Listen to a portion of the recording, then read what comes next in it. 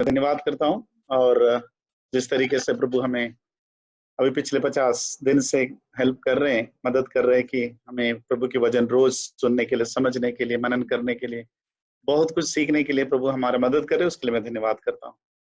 आज हम थोड़ी देर जो टाइटस की जो मतलब पौलुस ने जो टाइटस को जो पत्री लिखा है उसके बारे में कुछ थोड़ी देर उसके बारे में बात करेंगे। और ये स्क्रीन में जो जगह दिख रहे हैं वो बहुत ही ब्यूटीफुल एक जगह, एक आइलैंड है। वो ऐसे ही नहीं चुना गया है, वो उसी आइलैंड के बारे में ही हम लोग आज बात करने वाले हैं। ये करंट सिचुएशन है, लेकिन हम इसी आइलैंड के बारे में या तो इसी जगह के बारे में थोड़ा बात करेंगे। हम देखते हैं पहले टाइटस के बारे में। और ये जो पिक्चर दिया है वो हमें पता नहीं है कि सच में वो टाइटस है या नहीं, लेकिन ये विकिपीडिया से यही पिक्चर मिला है मुझे, इसलिए मैंने यही लिया है।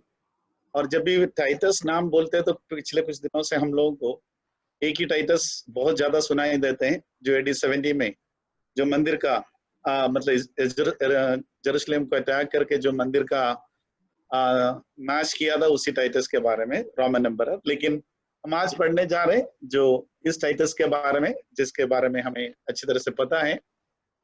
पिछले 5 साल पहले मैंने अपनी चर्च में इस किताब के बारे में थोड़ा स्टडी किया था, तो उसी में से कुछ बात लेकर थोड़ा और कुछ ऐड कर आज हम थोड़ी देर उसमें मनन करेंगे। सबसे पहले ये जो टाइटस जो नाम है, तीतुस जो नाम है, वो बाइबल में 13 बार लिया गया है, लेकिन सरप्राइजिंगली एक्ट्स में इनका नाम नहीं है। He was a Greek born in Antioch, studied Greek philosophy and poetry, बहुत ही अच्छे learned person।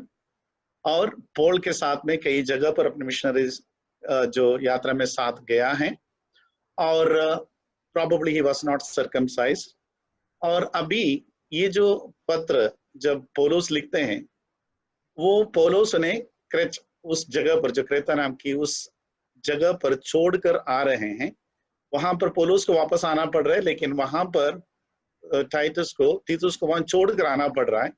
उसका रीजन है पौलुस की भाषा में, या तो उस पत्र में लिखा हुआ उसके हिसाब से, to put the things in the right order, जो चीजों को सही ऑर्डर में करने के लिए या कुछ चीज को ठीक ठाक करने के लिए वहां पर उन्हें छोड़ के आ रहे। उसके बारे में हम बाद में डिटेल में पढ़ाई करेंगे।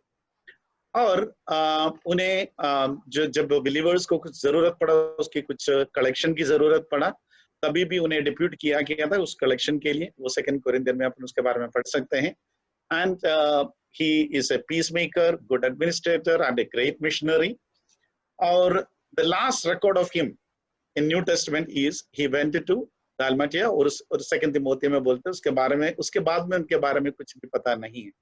न्यू टेस्ट में उनकी डेथ या तो उसके अंत के बारे में कुछ भी रिकॉर्डेड नहीं है। इतना है जो टाइटस के बारे में। लेकिन अगर उनकी स्पिरिचुअल लाइफ के बारे में देखा जाए, पौलुस खुद उनके बारे में क्या क्या शब्द यूज किया है, किन किन वर्ड को पौलुस ने उनके लिए इस्तेमाल किया, उसके बारे में हम देखेंगे। इसी पत्री में अगर पहली अध्याय में 4वीं आयत में ऐसा लिखा हुआ है कि मेरा पुत्र, ऐसा लिखा हुआ है पहला ही, और 4th आयत में ऐसा लिखा है ट्रू सन। उस पौलुस टाइटस को या तो तीतुस को ऐसे बोलते हैं ट्रू सन। और 2 कोरिन्थियन में वो बोलते हैं कि ए जेन्युइन ब्रदर है वो। मतलब उनकी जो बारे में जब बात करते हैं तो पौलुस ऐसे लिखते हैं, अपने भाई तीतुस को वहां ना पाकर मेरा मन बहुत व्याकुल हुआ। तो वो उनकी जो जेन्युइन, उनकी जो प्रेम है उनके प्रति, वो उसमें दिखाता है। और 2 कोरिन्थियन अगर 8:17 में जाए, उसमें ऐसे लिखा है कि इसलिए वो स्वयं अपनी इच्छा से ही तुम्हारे पास आने की विदा दे रहे हैं। मतलब एक इनिशिएटिव लेने वाला। He was a missionary with enthusiasm and initiatives। खुद अपने इच्छा से सब कुछ करते। और उसके बाद में 2 कोरिन्थियंस चैप्टर 8 में फिर से 23 में ऐसा लिखा है, वो तुम्हारे बीच सहायता कार्य में मेरे साथी और साथ साथ काम करने वाला रहा। मतलब पौलुस के हिसाब से ए पार्टनर एंड फेलो वर्कर। और इसी पत्र में जिसके बारे में हम बात पढ़ने जा रहे थे, उसकी पत्री में उसकी दूसरी उसकी 7वीं आयत में ऐसा लिखा है, मतलब he must be a living example for others. पौलुस उनको लिखते वक्त ये लिखता है कि उन्हें एक लिविंग एग्जाम्पल होना है। इसका मतलब his life is already a living example. ये है उनकी स्पिरिचुअल लाइफ।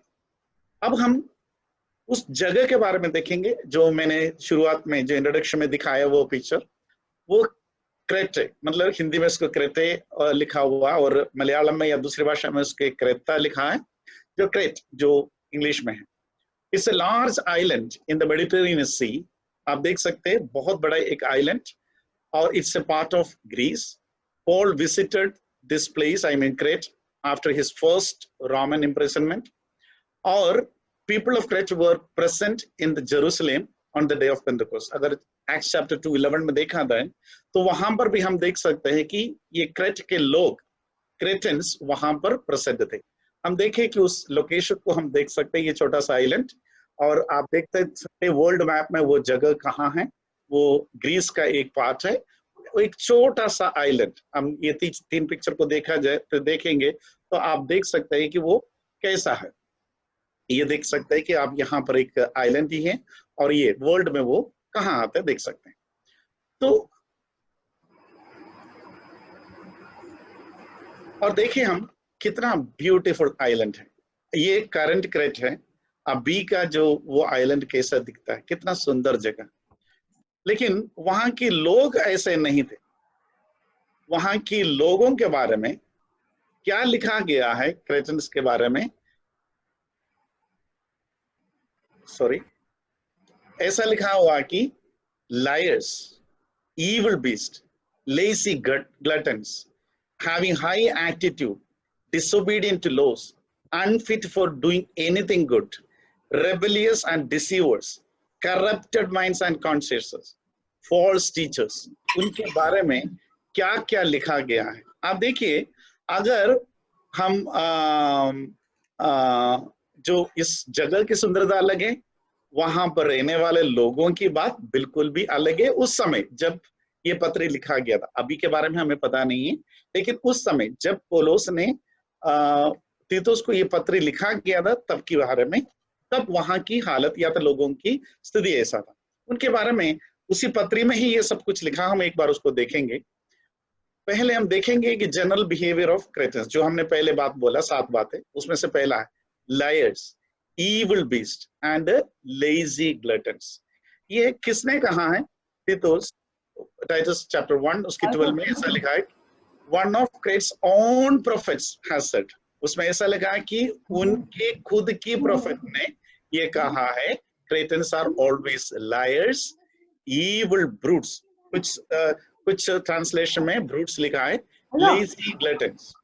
और वो हिंदी में ऐसा लिखा है कि वो जंगली पशु है, वो आलसी है और पेटू है, खाने पीने में बहुत रुचि रखने वाले लोग, और ऐसे लोग थे। और दूसरी उनकी क्या है? हैविंग हाई एटीट्यूड और डिसोबीडिएंट टू लॉ। अगर हम तीसरी चैप्टर में आए, चैप्टर 3 वर्स 1 और 2, उसमें क्या लिखा है? वो टाइटस को लिखते हो तो पॉल ये कहते हैं, लोगों को याद दिलाता रहे कि वे राजाओं और अधिकारियों को अधीन रहे, उनकी आज्ञा का पालन करें, हर प्रकार का उत्तम कार्यों को करने के लिए तैयार रहे, किसी की निंदा ना करे, शांति प्रिय और सज्जन बने, सब लोगों के साथ अच्छा व्यवहार करे।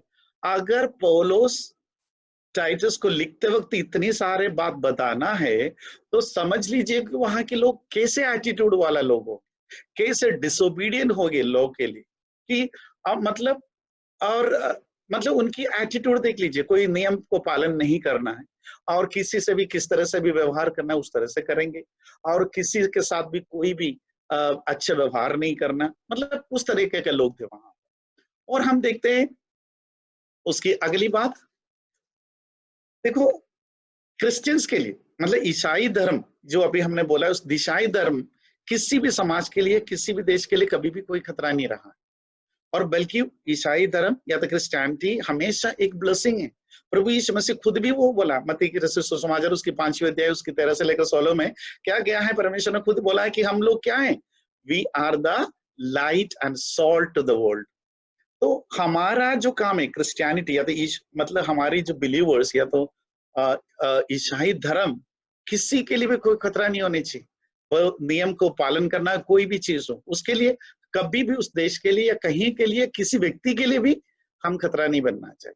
बल्कि हम उनके लिए आशीषी बनना चाहिए, क्योंकि हमारे बारे में लिखा है we are the light and salt of the society. इसलिए प्रभु हमें याद दिलाते हैं क्या है, हमें राजाओं या तो हमारे को अधिकारियों को अधीन में रहना है और आज्ञाओं का पालन करना है, हर प्रकार के उत्तम कार्यों को करने के लिए तैयार रहना है, किसी की निंदा नहीं करने का है, और शांति प्रिय और सज्जन बनते रहना है, और सब लोगों के साथ में अच्छा व्यवहार करना। This is expected from every Christian, every believer.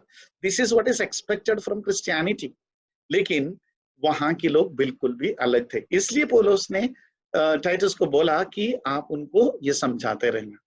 और तीसरी बात क्या था, unfit for doing anything good, वो लोग कैसे थे।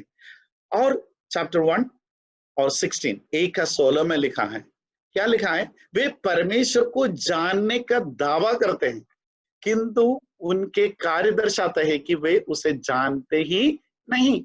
वे घृणित और आज्ञा का उल्लंघन करने वाले तथा किसी भी अच्छे काम को करने में वे असमर्थ हैं। They claim to know God, वो ये हमेशा दावा करते हैं कि वो परमेश्वर को जानते हैं, but by their actions they deny him. उनकी एक्शन में, उनकी कार्य में कभी वो दिखते ही नहीं थे। They are detestable, disobedient and unfit for doing anything good. ये जो शब्द के लिए जो ग्रीक में जो शब्द यूज किया है अडोकिमोस, इसका मतलब ये होता है कोई भी काम का नहीं है। जब भी कोई बिल्डिंग वगैरह बनाते हैं, कोई पत्थर वो यूज का नहीं है, और उसमें जो बनाने वाले लोग उसमें वो शब्द को मार्क करके छोड़ देते थे। ए का मतलब कोई, जो अडोकिमोस मतलब वो कोई काम का नहीं है, उसको छोड़ देते, उसको कोई यूज ही नहीं करते। तो ये शब्द है उनके लिए जो वहां पर जो ओरिजिनल स्क्रिप्ट में यूज किया हुआ है। और पांचवी बात क्या है, रिबेलियस एंड डिसीवर्स। उसकी पहले अध्याय 10वीं आयत में क्या लिखा उधर, for there are many rebellious people full of meaningless talk and deception. इसलिए महत्वपूर्ण है क्योंकि बहुत से लोग विद्रोही होकर व्यर्थ की बातें बनाते हुए दूसरों को भड़काते, ऐसे लिखा है वचन में। आप सोचिए किस तरीके के लोग थे वहां पर, जो प्रभु किस तरह के काम वहां करने शुरू हुआ है, किस तरह के लोगों के बारे में हम बात कर रहे हैं, और किस तरह के लोगों के बीच में पौलुस वहां पर टाइटस को, तीतुस को वहां छोड़कर आ रहे हैं। और दूसरा क्या है, करप्टेड माइंड्स एंड कॉन्शियसनेस। अब देखिए उसमें पहली अध्याय उसकी 15वीं आयत में क्या लिखा है, in fact both their minds and consensus are corrupted. वो हिंदी में उसका इतना अच्छा अनुवाद नहीं है मेरे पास जो था, उसमें अशुद्ध और जिनमें विश्वास नहीं, इतना ही लिखा। लेकिन इंग्लिश में अच्छा अनुवाद दिया, उनकी कॉन्सेंसस और उनकी माइंड बोथ वर करप्टेड। वो इस तरीके के लोग थे। और लास्ट में क्या है, फॉल्स टीचर्स। कैसे थे वो लोग, और दुरुपदेश देने वाले लोग। पहली अध्याय उसकी 11वीं आयत में क्या लिखा है, बिकॉज जो बातें नहीं सिखाने की है उन्हें सिखाते हुए घर के घर बिगाड़ रहे हैं। बुरे रास्तों से धन कमाने के लिए ही वे ऐसे कर रहे हैं। आप सोचिए, एक तो फॉल्स टीचिंग, और किसके लिए फॉल्स टीचिंग है, वो पैसा कमाने के लिए। क्या लिखा, because they are disrupting whole household by teaching things they ought not to teach। उन्हें नहीं सिखानी चाहिए, ऐसे चीजों को सिखाते जाते हैं ताकि क्या है, for the sake of dishonest gain, ताकि उन्हें पैसा धन कमा सके, उसके लिए कुछ भी समझे या नहीं समझे, सही हो या गलत हो, ऐसे चीजों को सिखाने वाले। आप सोचिए इस तरीके के लोग थे क्रिश्चियंस, और उनके बीच में है जो पौलुस जो उनको छोड़ते हैं। हम देखते हैं कि किस तरीके की लाइफ था, और 3 की 3 में ऐसा लिखा है वहां के लोग कैसे थे। और क्या हम भी कोई फर्क नहीं था, हमारा भी जीवन कोई फर्क नहीं था अगर हम अपने आप को भी कंपेयर करें, कैसे लोग थे वहां पर। ये है कि इसलिए बता दूं क्योंकि एक समय था जब हम भी मूर्ख थे, हम भी उस जैसे थे, आज्ञा का उल्लंघन करने वाले थे, भ्रम में पड़े हुए थे, तथा वासनाओं और हर प्रकार के सुख भोग के दास बने थे। हम दुष्टता और ईर्ष्या में अपना जीवन जीते थे। हमसे लोग घृणा करते थे तथा हम भी परस्पर एक दूसरे को घृणा करते। क्रिश्चियंस के बारे में हमने अभी कुछ जो देखा, हमारा भी जीवन में कोई फर्क नहीं था, हम भी ऐसे ही थे।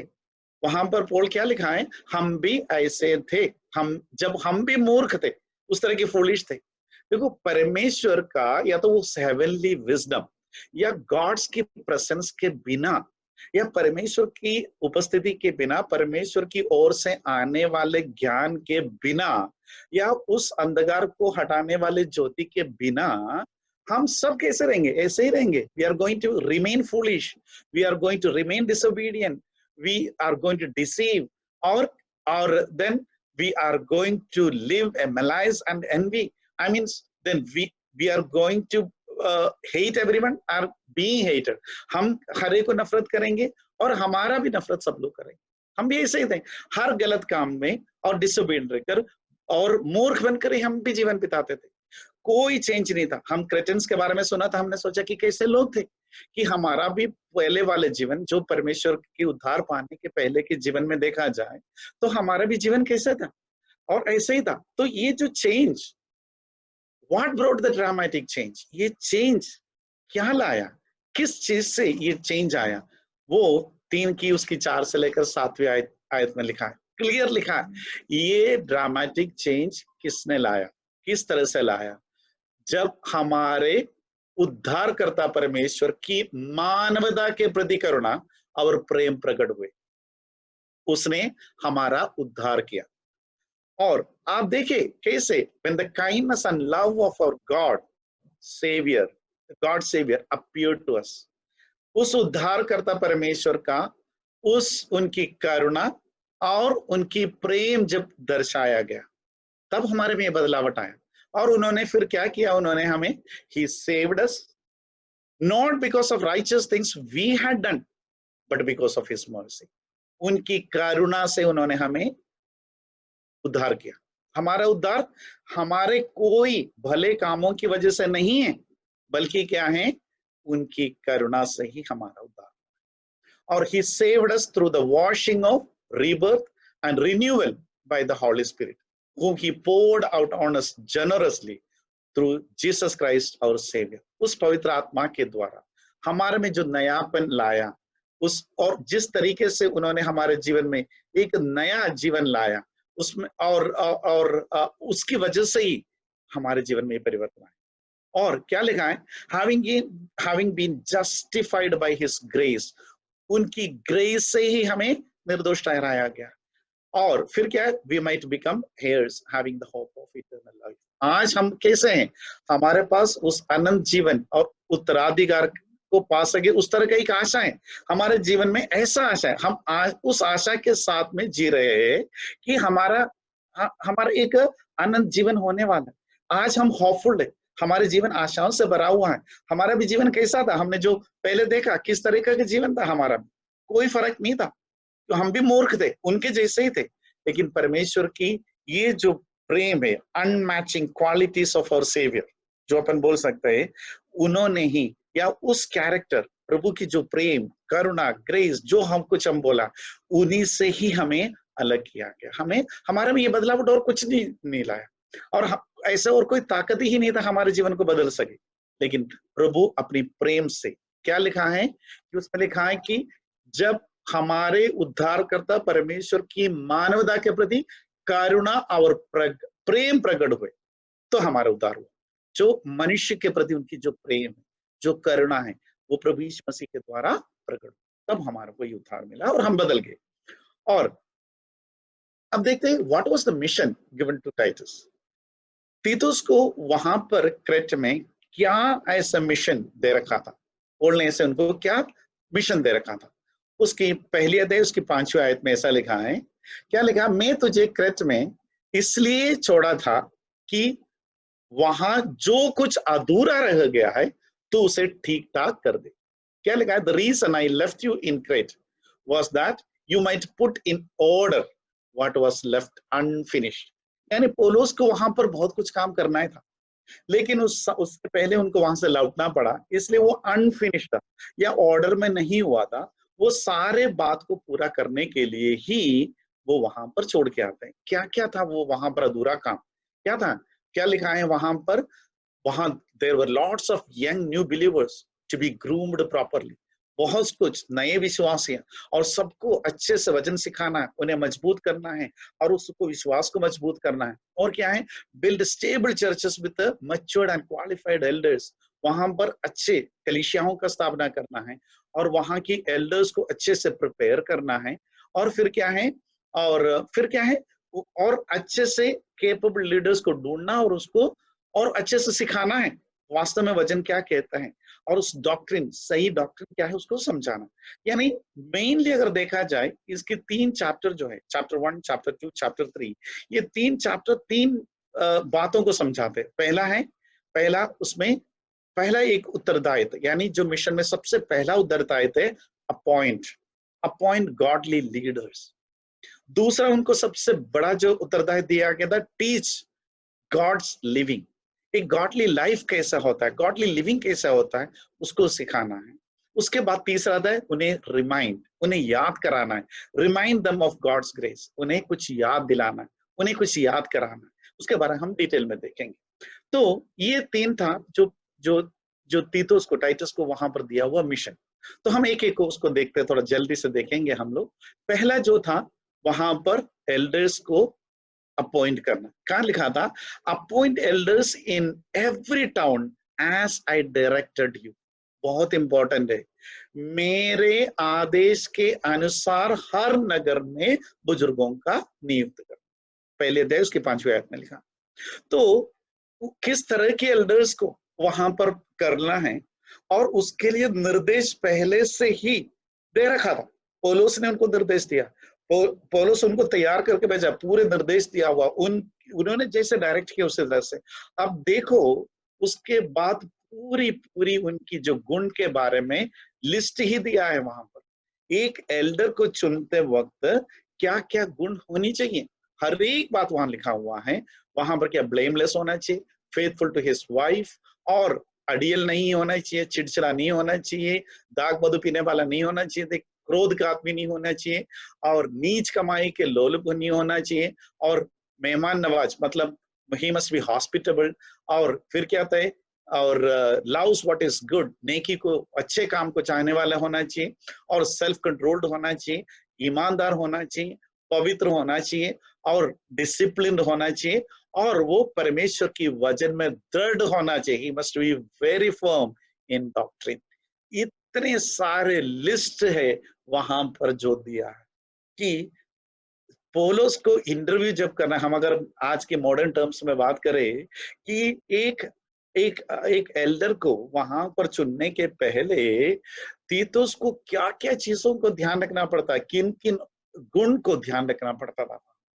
इतना बड़ा एक जो सिलेक्शन क्राइटेरिया था वहां पर पौलुस ने उनको दिया था, कितना बड़ा जिम्मेदारी की बात था।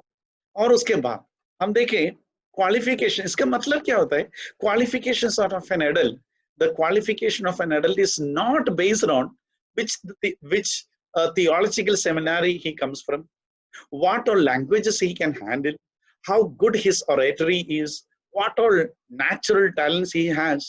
ये सब कुछ बहुत इंपॉर्टेंट नहीं है, बहुत इंपॉर्टेंट है। वचन के प्रति उसको जानकारी होना बहुत जरूरी है, और इसलिए बाइबल कॉलेज में जाना, सीखना सब जरूरी है, और उसको लैंग्वेजेस हैंडल करना आना चाहिए, और तो उसकी ओरेटरी भी स्किल्स भी थोड़ा बहुत चाहिए, और कुछ नेचुरल टैलेंट्स भी चाहिए। लेकिन ये सबसे बढ़कर वहां पर पौलुस का कहना है कैसा होना चाहिए वो, he must be having godly character, परमेश्वर की प्रेम के हिसाब से, या तो परमेश्वर की जो कैरेक्टर, मतलब जो हेवनली कैरेक्टर्स, जो प्रभु हमसे किस तरह की व्यवहार या तो स्वभाव हमारे में होना चाहिए, उस तरह के स्वभाव का होना चाहिए।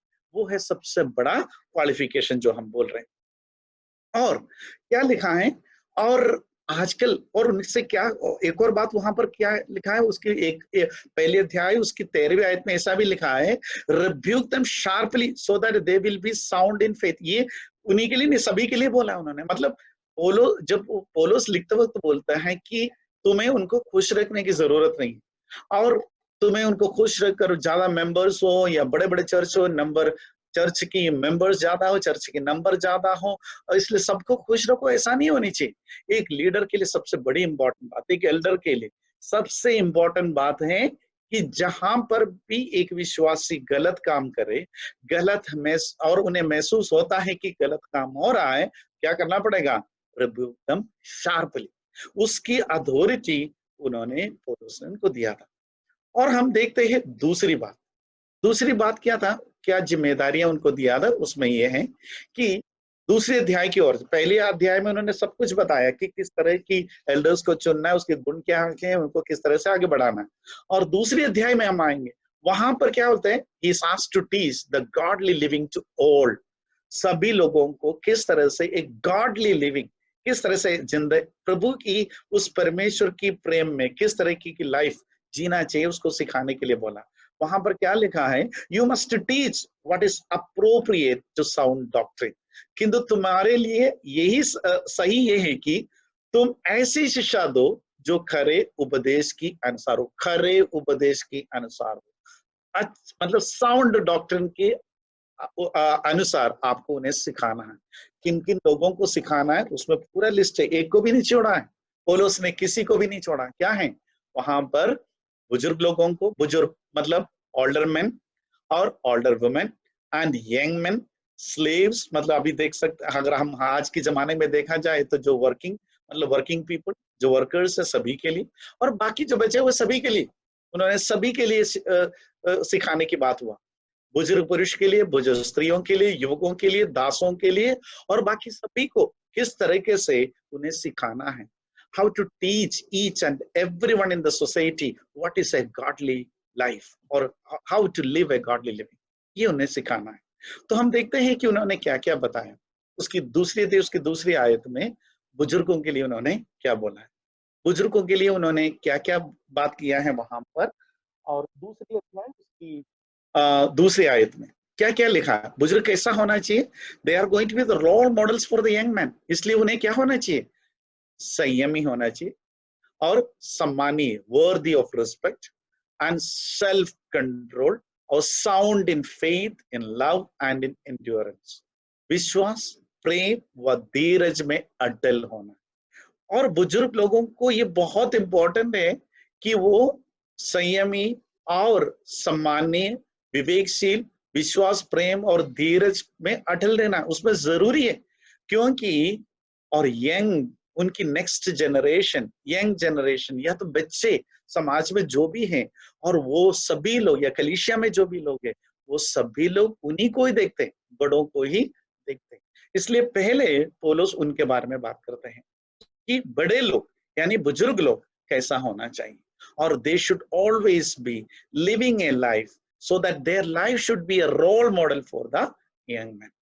और फिर बुजुर्ग स्त्रियों को क्या कहा उन्होंने ये लिखा है, इस प्रकार बुजुर्ग स्त्रियों भी सम्मानीय हो, वे ना तो दूसरों की बुराई करने वाले हो और ना मदिरा पीने वाली हो, परंतु वे अच्छी बातों को सिखाने वाली। देखिए क्या है, likewise teach the older women to be reverent in the way they live, not to be slanderers, addicted to much wine, but to teach what is good. ये देखिए उसमें कि उन्हें भी एक रिस्पेक्टफुल पोजीशन होना चाहिए, और वो दूसरों की बुराई करने वाले, गॉसिप करने वाले लोग नहीं होनी चाहिए। ज्यादातर हमें मालूम है कि कुछ दिन पहले भी हमने सुना था उसके बारे में कि अच्छे वजन सुनने के बावजूद भी, आराधना के बाद भी कई लोग इकट्ठा हो जाते हैं, कुछ ना कुछ बातों निकल आते हैं दूसरों के बारे में। तो किसी का बुराई करने वाला नहीं होना चाहिए, क्योंकि हमें हमेशा याद होना चाहिए हम भी ऐसे ही थे, हमारे में कोई ऐसा फर्क नहीं था, हम भी ऐसा नहीं थे, हम भी ऐसे ही थे, उतनी गलतियां, उतनी बुराइयां हमारे जीवन में भी थे। लेकिन क्या परिवर्तन हमारे जीवन में क्या परिवर्तन लाया, वो हमने ऑलरेडी देख चुका। इसलिए किसी भी तरह से बुराई करने वाला नहीं होना चाहिए। वो क्यों पौलुस ने ऐसे तीतुस को लिखा, उसका कारण क्या है, क्योंकि उन्हें क्या है, they are the role model for the young women, क्योंकि उन्हें वो जो वहां की जवान स्त्रियों के लिए, उनके लिए क्या है, उनको रोल मॉडल बनना, क्योंकि उन्हें उनको सिखाना है। वहां पर क्या लिखा है, उसकी 4वीं और 5वीं आयत में ऐसा लिखा है, वे युवतियों को प्रेरित करें और उन्हें सिखाना चाहिए, जो युवतियां, जो यंग वुमेन है, उनको सिखाना है।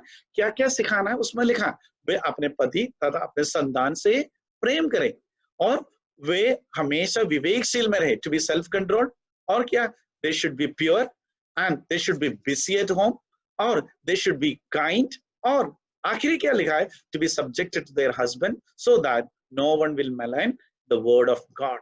क्या लिखा है वहां पर, अपने अपने पति के अधीन रहे, जिससे परमेश्वर के वचन की निंदा ना हो। तो ये जो बुजुर्ग स्त्रियों को, ऑल्डर विमेन को भी पौलुस बहुत इंपॉर्टेंट रोल देते हैं, और ये सब कुछ जिम्मेदारी किसको दिया जा रहा है, तीतुस को। उन्हें जाके ये सिखाना है, उन्हें भी रोल मॉडल बनाना है, क्योंकि यंग विमेन के। और तो आप देखिए कि बड़े जो बुजुर्ग मैन को रोल मॉडल बनना है यंग मैन के लिए, और बुजुर्ग स्त्रियों को रोल मॉडल बनना है यंग विमेन के लिए, और उन्हें सिखाते रहना। क्योंकि सबसे पहले हम बोलते हैं, बड़े घर में हो या चर्च में हो, कहीं पर भी हो, बच्चे या छोटे हमेशा बड़ों का कदम पर चलते हैं। इसलिए बड़े सबसे पहले रोल मॉडल होना जरूरी है। और फिर तीसरी जो ग्रुप है वहां पर बोलते हैं यंग मैन। यंग मैन के लिए बोला है to be an example for everyone in everything. लेकिन ये तीतुस को लिखते हैं, लेकिन पहले आयत में लिखा है युवकों को विवेकशील होने के लिए प्रोत्साहित करो। मतलब तुम्हें हर एक युवा लोगों के लिए, यंग लोगों को विवेकशील मतलब सेल्फ कंट्रोल्ड होने के लिए उन्हें प्रेरित करना है। लेकिन उसके लिए तुम्हें सबसे पहले क्या करना पड़ेगा, you have to become a role model. वो पौलुस टाइटस को बोलते हैं कि तीतुस को बोलते हैं तुम्हें रोल मॉडल बनना है, किसमें, in everything set them an example by doing what is good. तुम्हें दिखाना है हर क्षेत्र में तुम भले काम में आदर्श माने जाओ, खरी शिक्षा सच्चाई और गंभीरता से दी जाए। और क्या लिखा है, तुम्हारी बातचीत के विषय में कोई बुराई ना हो, बुराई ना कर सके कि तुम्हारे विरोधी लज्जित हो जाए तथा उनके सामने हमारे विरोध में कुछ भी कहने का विषय ना रहे।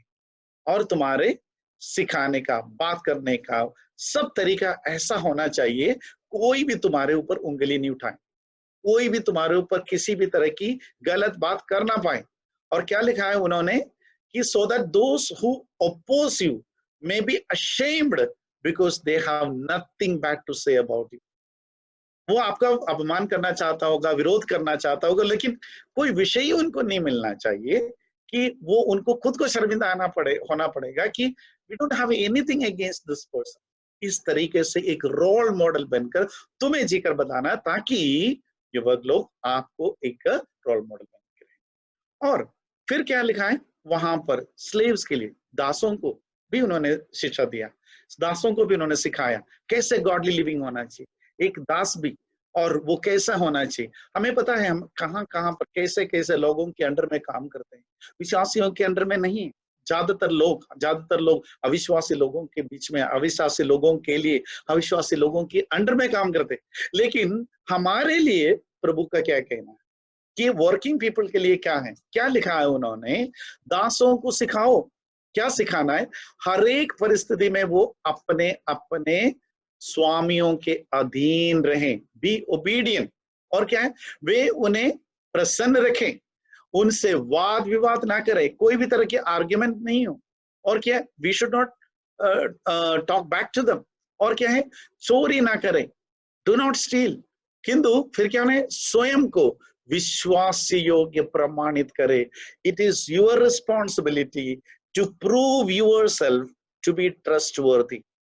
हमें हमेशा ये याद रखना है, जो भी लोग काम करते हैं, जो भी सैलरी के लिए या सैलरीड पीपल है, उन्हें सबसे इंपॉर्टेंट ये बात है, ये हमारा जिम्मेदारी है, how we can make ourselves trustworthy in the eyes of the master.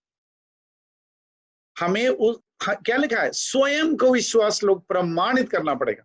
पौलुस कितनी अच्छी बात करते हैं, और इससे हमारे उद्धारकर्ता परमेश्वर की शिक्षा की शोभा बन जाते हैं। इससे क्या हो जाता है, हमारे make the teaching about our God saviour attractive. तो हम वो जैसे हम विश्वास योग्य बनते हैं, हम आज्ञाकारी बनते हैं, हम वहां पर हमारे बॉस से कोई वाद विवाद करते नहीं है, कोई आर्ग्यूमेंट नहीं करते हैं, और हम कोई गलत काम नहीं करते, गलत रीति से पैसा कमाते नहीं है। ऐसे जब हम करते हैं, हम हमारे लिए, हम अपने उस संस्था के लिए या तो उस व्यक्ति के लिए विश्वास योग्य बन जाते हैं, और लोग हमारे द्वारा परमेश्वर की महिमा करेगा। देखो, he is the son, a child of God, वो एक परमेश्वर का संतान है, वो एक विश्वासी है, देखो उनकी बिहेवियर कैसा है, उनसे कोई गलती नहीं होता, वो कभी इस तरह से बिहेव नहीं करते, उसके ऊपर ट्रस्ट कर सकता है।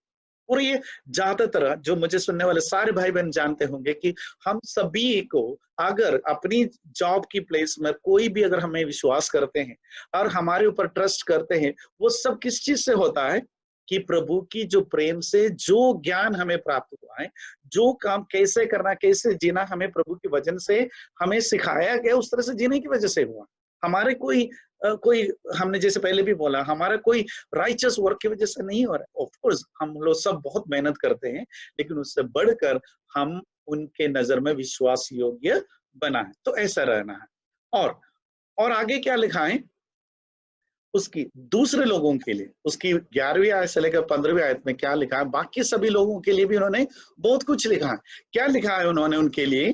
The grace of God has appeared that offers salvation to all people. सभी को ये याद होना चाहिए, सारे मानव जाति के उद्धार के लिए परमेश्वर का अनुग्रह प्रकट हुआ। सैल्वेशन अपीयर्ड फॉर ऑल, ये सभी लोग जानना चाहिए, विश्वासी हो या अविश्वासी हो, सभी को ये पता होना चाहिए। और तुम्हें वो सभी को ये सिखाना है कि सैल्वेशन अपीयर्ड फॉर ऑल। और क्या है फिर क्या लिखा है उसमें कि जिसकी हमारे लिए शिक्षा है कि हम गलत कामों और सांसारिक अभिलाषाओं का त्याग कर इस युग में संयम, धार्मिकता और परमेश्वर भक्ति का जीवन जिए। क्या लिखा है? Say no to ungodliness and worldly passions, and to live self-controlled, upright and godly lives. हमसे यही परमेश्वर चाहते हैं, हर एक लोगों को तुम्हें सिखाना है, हमेशा लिखा है। और क्या लिखा है? और then wait for the blessed hope. क्या लिखा है हमारे लिए? अपने महान परमेश्वर और उद्धारकर्ता मसीह यीशु की महिमा के प्रकट होने की सुगत आशा की प्रतीक्षा करते हैं। हमें we have to live in the blessed hope, हमेशा उस परमेश्वर के आगमन का उस आशा में आगे बढ़ते रहे। और आगे क्या ले? Encourage and rebuke with all authority. जो भी लोग गलत करते हैं, गलत शिक्षा देते हैं, उन्हें रोकना पड़ेगा। और फिर पौलुस को उन्होंने क्या आखिर में क्या लिखा है? मेक श्योर द रिस्पेक्ट, और आपको कोई भी तुच्छ ना जाने, उस तरीके से आगे बढ़ना है। और उसके बाद हम तीसरे अध्याय में आते हैं। तीसरे अध्याय में आएगा तो वहां पर सबसे ज्यादा ये बातें रिमाइंड दें, उन्हें सिखाना है। और क्या सिखाना है? और teach godly living with the outside world. अभी तक हम जो बात कर रहे थे वो विश्वासी समूह में और कैसे रहना है, कैसे बड़े लोग, बुजुर्ग स्त्रियां, यंग, सबको कैसे सिखाना है, विश्वासियों को क्या क्या सिखाना है, बाकी लोगों को जो विश्वास में आने वाला है या वचन को सुना है, उनको जो सुनने आ रहे हैं, उन सभी को कैसे सिखाना। लेकिन हमारा तो उत्तरदायित्व है जो बाहर की दुनिया के साथ में जो विश्वासी नहीं है या तो हमसे विरोध करने वाले लोग, जो भी। और so it is the responsibility of Titus to teach the godly living with outside world. और उन्हें याद करना है, हमने पहले भी उसके बारे में बात किया था। क्या है? हमें क्या क्या याद दिलाना है? जैसे उसकी पहले अध्याय उसके 1 से लेकर 7 तक की आयत को देखिए, उसमें बहुत सारे बातें लिखा है, उसको संक्षिप्त में मैंने लिखा है। और अधिकारियों को अधीन रहना है और आज्ञाकारी रहना है। हमने पहले भी बारे में बात की, वो लोग ऐसे नहीं थे, इसलिए पौलुस उनको बोला कि तीतुस तुम्हें जाके समझाना है उनको, और इस तरह से रहना है। फिर हमारी हालत क्या थी, हम कौन थे, हमें हमेशा याद रहना है। और you have to remind them what was our condition and what we were, I mean what was their condition and what they were। और क्या है? how we hated all and how all hated us। ये भी उन्हें याद दिलाना है कि कैसे लोग एक दूसरे को नफरत करते, तुम उनको भी नफरत करते, वो तुम्हें भी नफरत करते थे, ऐसे ही थे तुम्हारे जिंदगी, इसको याद करना हो। और फिर ये भी याद दिला दो what changed our life, हमें क्या चीज बदला, हमारे जीवन को क्या बदला। और इसका मतलब है उन्हें सिखाना है teach godly living with outside world, उन्हें सिखाना है, रिमाइंड देम क्या क्या है। उसकी और 5वीं और 6वीं आयत में ऐसा लिखा है, क्या लिखा है उसमें? हम हमारे धर्मी कार्य के कारण नहीं, लेकिन जब परमेश्वर के, जो हमने पहले बात किया, ये बहुत अच्छे से याद होना चाहिए हमें कि हमारा जीवन उन लोगों की जो दुनियादारी लोग हैं उनकी जीवन से हमारा जीवन में भी कोई चेंज नहीं था, हम भी उनके जैसे मूर्ख थे। लेकिन हमें क्या याद रहना चाहिए हमेशा, हमारे जीवन को बदलना है। प्रभु यीशु मसीह का प्रेम करुणा जब हमारे ऊपर प्रकट हुआ, हमारा जीवन बदल गया। और हमें हमेशा याद रहना है कि हम जो कुछ है आज, जैसे भी है हम, जो उद्धार हमें मिला है, जो आशा हमें मिला है, जो होप हमें मिला है, जो इटर्नल लाइफ के लिए हम वारिस बना है, ये सब कुछ जो मिला है, our contribution was zero, but it was absolutely the grace of because of the grace of our savior. So उसे सभी को ये याद रहना चाहिए, how gracious our savior is, ये याद दिलाते रहना है। और क्या है? और उनको याद दिलाना है, क्या याद दिलाना है? ये कथन विश्वास के कारण योग्य है। क्या चीज उनको विश्वास करने योग्य है, ये उनको याद रहना, क्या चीज विश्वास करने योग्य है और क्या चीज what are excellent and profitable to man, ये याद होना चाहिए। उसकी 8वीं आयत में क्या लिखा है? मैं चाहता हूं कि तुम इन बातों पर डटे रहें। उसमें तुम्हें क्या होना चाहिए? बहुत स्ट्रेस लेकर, स्ट्रॉन्ग होकर रहना है, फर्म होकर रहना है, ताकि वे जो परमेश्वर में विश्वास करते हैं अच्छे कामों में ही लगे रहे। क्या लिखा है? Those who have trusted in God may be careful to devote themselves to doing what is good, or these things are excellent and profitable for everyone. आप देखिए कि ये याद दिलाना है, पौलुस तीतुस को बोलते हैं तुम्हें ये याद दिलाना है, सबको ये याद दिलाना है। क्या याद दिलाना है? क्या चीज? एक्सेलेंट एंड प्रॉफिटेबल, कि लोगों के लिए उत्कृष्ट और लाभदायक क्या है? What is that? What is that? To do what is good, वही लाभदायक है, ये उन्हें याद दिलाना है। और क्या याद दिलाना हमें? ये भी याद दिलाना, उसकी 3री अध्याय उसकी 9वीं आयत में आएगा, तो वहां पर भी लिखा है। क्या याद दिलाना है? Avoid foolish controversies and genealogies and arguments and quarrels about the law. तुम्हें किसी भी तरह के फूलिश कंट्रोवर्सीज या आर्ग्यूमेंट में नहीं पढ़ना है। क्यों नहीं पढ़ना है? उसमें लिखा है उससे कोई लाभ नहीं, वे व्यर्थ है, because these things are unprofitable and useless. तो उसे याद दिलाना है तुम्हें, और तुम्हें उन्हें रिमाइंड करना है कि क्या है, किसी भी जीनियोलॉजीज या कोई भी कंट्रोवर्सीज हो जाए, उसके बारे में बहुत झगड़ा आर्ग्यूमेंट करने की कोई जरूरत नहीं है, क्योंकि उससे कोई लाभ नहीं होता है, बाकी वो सब व्यर्थ है।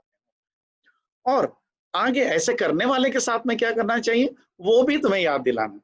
क्या करना है ऐसे लोगों के लिए? क्या है? जो व्यक्ति फूट डालते हो, उससे ये था उसे 1 या 2 बार चेतावनी देकर अलग हो जाओ, क्योंकि तुम जानते हैं कि ऐसा व्यक्ति मार्ग से भटक गया है और पाप कर रहा है, और उनसे तो स्वयं अपने को दोषी ठहराए। तो क्या है, हमें क्या याद रखना है? ऐसे लोग जो बहुत चीजों के लिए फूट डालते हैं, कि विश्वास के प्रति और डॉक्ट्रिन के प्रति और जीनियोलॉजिस्ट के प्रति जो भी बातें हैं, हमें भी पता है कई चीजों में अपनी जो हमारी क्रिश्चियन कम्युनिटी में भी अलग अलग डिनोमिनेशन में रहने वाले अलग अलग लोग अलग अलग बातों को लेकर बहुत सारे विवाद के लिए आएंगे। लेकिन अगर आप अपने डॉक्ट्रिन में एकदम फर्म हो, अटल हो, और आपको अच्छे साउंड नॉलेज हो, तो क्या है, आप 1-2 बार उनको समझा दो, और उसके बाद नहीं समझ रहे, छोड़ दो। क्योंकि आपको इतना सोचना है, वो अपने मार्ग से भटक चुका है, वो अपने मार्ग से भटक चुका है, और वो पाप कर रहा है, और उनके साथ जो करना है वो हमारा नियम नहीं है और हमारे काम भी नहीं। वो किसके ऊपर आपको छोड़ना है? परमेश्वर पर छोड़ना है। ऐसे 3 अध्याय को वहां पर पौलुस फिनिश कर दे। और इसका मतलब आज की हमारा लर्निंग क्या है, हमने आज क्या सीखा? और कंक्लूजन में हम देख सकते हैं ये पूरी letter it talks about godly leadership. Godliness in practice, किस तरीके से उस जो गॉडलीनेस को कैसे प्रैक्टिस में लाना है, हर एक व्यक्ति कैसे प्रैक्टिस में लाना है, वो स्पेशली गॉडली लीडरशिप में कैसे वो लाना है। और दूसरी और तीसरी अध्याय में ये लिखा है गॉडली लिविंग के बारे में, और हमारे behaviour, what kind of behaviour we should have, God और गॉडलीनेस इन आवर बिहेवियर, उस पर ज्यादा चर्चा हुआ। 3 अध्याय थे, हमने देखा each chapter has a message. 3 chapter, 3 बात। गॉडली लीडरशिप के बारे में बात हुआ, किस तरह की लीडरशिप होनी चाहिए। गॉडली लिविंग, किस तरह की जिंदगी होनी चाहिए। और godly living with outside world, बाहर की दुनिया में भी हमारा क्या उत्तरदायित्व है, किस तरह की गॉडली पवित्र जीवन हमें जीना चाहिए, उसके बारे में। और इसको हम इस तरह से एक बार और रिमाइंड करेंगे। चैप्टर 1 में क्या क्या लिखा था गॉडली लीडरशिप के बारे में, यानी किस तरह के लोगों को अपॉइंट करना चाहिए लीडर के रूप में, एल्डर्स के रूप में, और उन्हें किस तरीके से आगे बढ़ाना चाहिए। How to appoint, how to groom the qualified elders. Then second important thing है लीडर्स के लिए, सबसे इंपॉर्टेंट क्या है, having sound doctrine, yani having the knowledge of doctrine, very firm, good, deep knowledge in doctrine, so that what we can do, they can rebuke and silence the false teaching. जब भी कोई गलत सिखाते हैं या कोई आप सुनते हैं या आपको पता है कि इस जगह पर गलत हो रहा है, कोई भी आपसे बात करने आए, आप कम से कम उनसे बात कर सके, उनको चुप करा सके। इसके लिए आपके पास इतना नॉलेज होना चाहिए। एक एल्डर हो या एक लीडर हो, उनके पास ये एक वजन की knowledge, the knowledge of the word of God, वो इतना बड़ा एक वेपन उनके पास होनी चाहिए। दूसरी चैप्टर में हमने देखा गॉडली लिविंग, किस तरीके की गॉडली लिविंग होना चाहिए, कि परमेश्वर के समूह में एक पवित्र जीवन कैसा होना चाहिए, कैसा होना चाहिए, discipline, self controlled, honest, holy, trustworthy, and we are going to be the witness of Christ through our behaviour. हमारे व्यवहार से ही हम परमेश्वर के लिए क्या बनने, साक्षी बनने वाले हैं। And we are supposed to be the role model for all. फिर लास्ट में क्या है, grow in the hope of eternal life, हमें उस अनंत जीवन की उस आशा के साथ में आगे बढ़ना है। और तीसरे अध्याय में हमने देखा godly living outside the world, क्या है, be obedient to the law of the country. जो देश में रहता है वहां की जो भी चीज है, लॉ है, टैक्सेशन है, जो भी प्रॉब्लम है, एंड एम्प्लॉयमेंट रूल्स है, जो भी हो उसके अधीन में रहना है। और do not get into arguments and foolish conversations, हमें किसी के साथ में भी ज्यादा आर्ग्यूमेंट में या फूलिश कॉन्वर्सेशन में नहीं जाना। Do not speak evil of others as well as we all were once the same, हमें किसी की बुराई करने की जरूरत नहीं, हमें किसी की गॉसिप करने की, उनकी बुराइयों को दिखाने का, उसकी बुराइयों के बारे में चर्चा करने की जरूरत नहीं, क्योंकि हम भी ऐसे ही थे, हम भी ऐसे थे, we were also went astray, हमें भी पता नहीं था, लेकिन हमारे में क्या बदलाव हमने देखा, प्रभु यीशु मसीह की प्रेम और करुणा हमारे ऊपर दर्शाया तो हमें उद्धार मिला। इसलिए हमें दूसरों की बुराई करने की जरूरत नहीं है। और क्या है, do not give place for pride, हमारे जीवन में किसी तरह से प्राइड की जगह ही नहीं, प्राइड की कोई जगह देना ही नहीं चाहिए, क्योंकि हमें हमेशा यह याद रखें, always remember we are saved by God's mercy, not by our own goodness. हमें हमेशा ये याद होनी चाहिए कि we are saved by the grace of, we are saved by the grace of God, mercy of God, not by anything else. हमारा काम करने की तरीके से या तो हमारा कोई भी काम से हमारा उद्धार नहीं हुआ, हमारा उद्धार हुआ है परमेश्वर की दया से। इसलिए हमारे जीवन में किसी भी जगह पर, किसी भी बात पर कोई भी तरह का हंगा, प्राइड होने की जरूरत नहीं है, ऐसा होना भी नहीं चाहिए। और लास्ट है डू नॉट जज, हमें किसी को जज करने की जरूरत नहीं। We are not supposed to जज anyone, we can not label anyone, we are not supposed to label anyone because the judgment is his. हमें पता है कि वो काम सिर्फ और सिर्फ परमेश्वर का है, और वो एक दिन है ही, हम आजकल वही सुनते आ रहे हैं, जजमेंट का दिन तो है ही। वो उस जजमेंट के दिन में परमेश्वर हर एक काम के लिए जज करे, हर एक लोगों को जज करेंगे, और ये हमारा काम नहीं है। और इसके साथ में मैं यहाँ पर मैं यहाँ खत्म करना चाहूंगा, और परमेश्वर के नाम की महिमा हो। तो हमारे जीवन में, हमारे लाइफ में इस तरीके से एक सोच, एक अलग सोच होनी चाहिए, इसलिए आगे बढ़े।